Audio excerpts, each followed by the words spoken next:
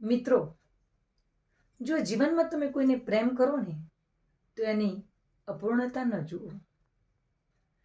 તે જેવો છે એવો એનું સાંગોપાંગ સ્વીકાર કરો. કારણ કે દરેક મનુષ્ય એ ગુણો અને મર્યાદાથી ભરેલો હોય છે. કોઈ પણ સ્નેહીજન જે હોય એનામાં ગુણો પણ છે અને મર્યાદા પણ છે. તો આ બાબતે હંમેશા આપણે સભાન રહેવું જોઈએ.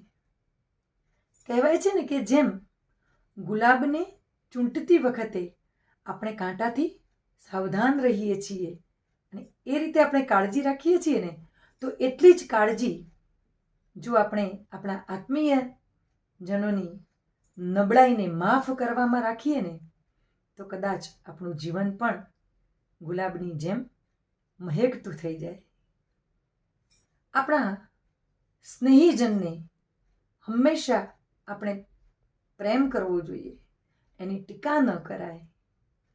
એની ટીકા કરીએ, એની અપૂર્ણતા જોઈએ તો એ સારું ન ગણાય.